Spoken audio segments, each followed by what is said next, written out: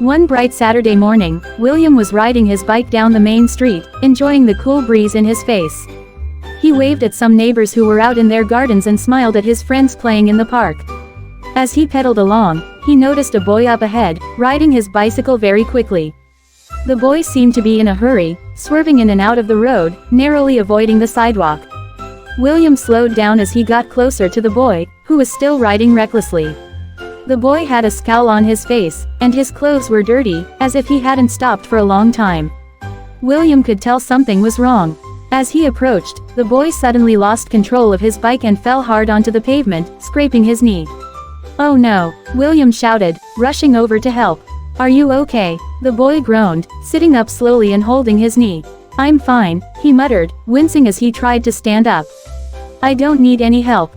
William bent down and offered his hand. "Let me help you. It looks like you've got a pretty bad scrape there." The boy looked at William, his face full of frustration. "I don't need your help. I don't need anyone's help," he snapped. "Just leave me alone." William was taken aback by the boy's response but didn't give up.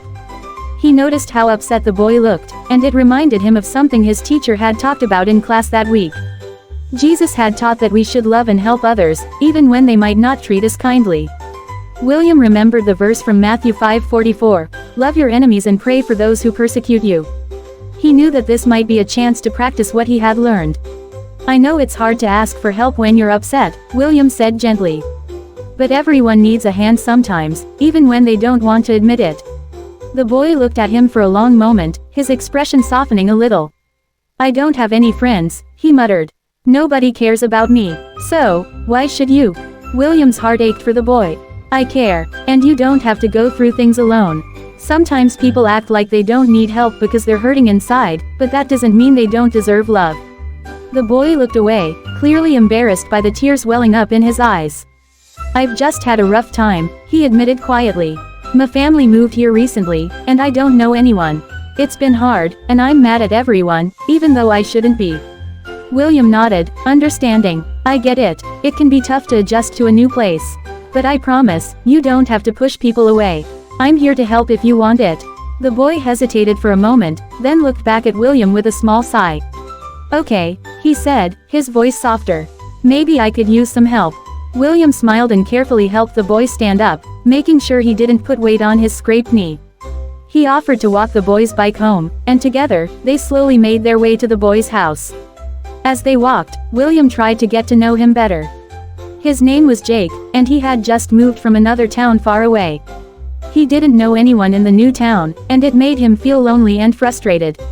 "I know it's tough being the new kid," William said as they walked. "But I bet you'll make friends soon. Sometimes, it just takes a little time. And if you ever need someone to talk to, I'm always here."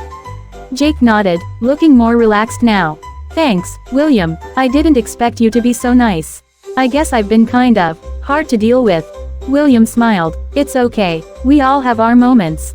But the important thing is that you let people in. That's how you build real friendships."